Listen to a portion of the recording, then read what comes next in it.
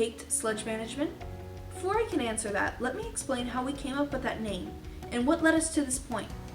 For our honors thesis, my team, Jacob, Dylan, and I, were tasked with commercializing a piece of technology given to us by NASA.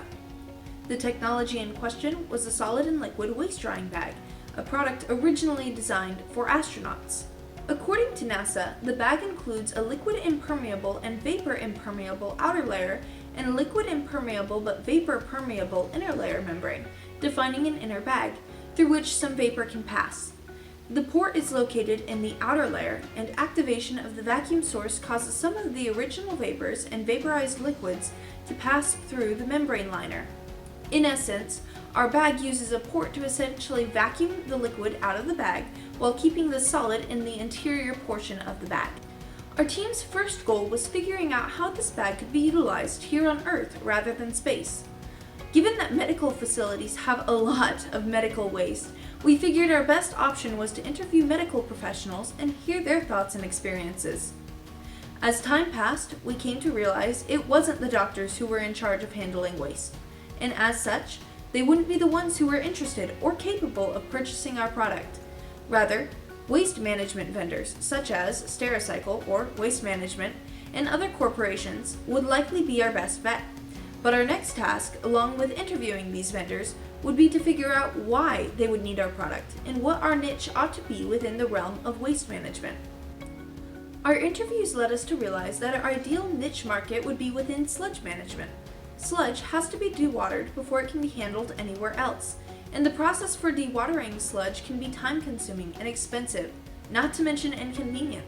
According to a sludge management vendor interviewed for this thesis, many of the dewatering technologies already out in the market only eliminate about 30% of the water within sludge, which isn't enough.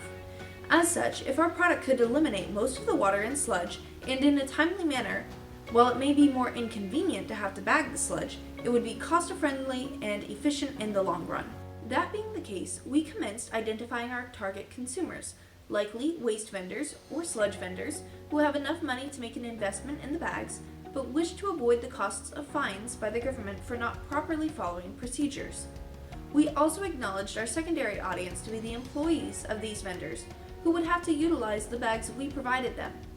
As such, not only did we need to ensure our product was appealing in a financial and efficient manner for the vendors, but also in a comprehensive and easy-to-follow manner for the employees tasked with using the technology. We wanted to be able to appeal to these types of consumers and show that we, as a future company, would understand their needs.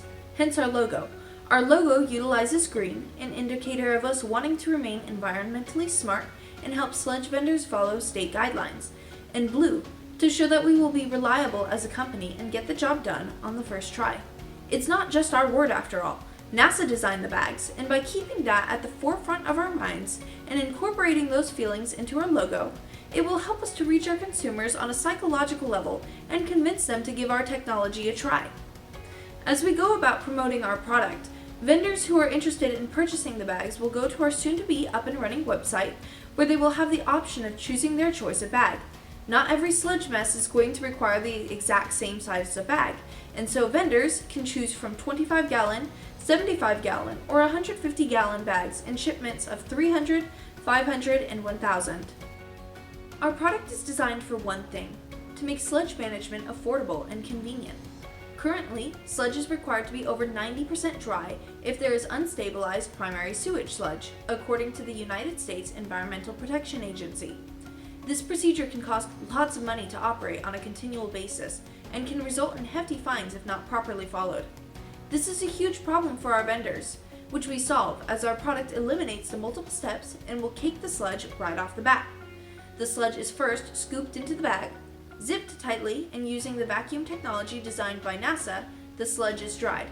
Hence our slogan, scoop, zip, dry. Rather than having a product that dries the sludge by maybe 30% before moving the sludge off to another procedure, our waste drying bag will dry the sludge more thoroughly. As we proceed forward, we look to fully analyze our business model and understand how much these bags will cost us. The more we understand the value of our bags, the better chance we have of marketing them to future clientele.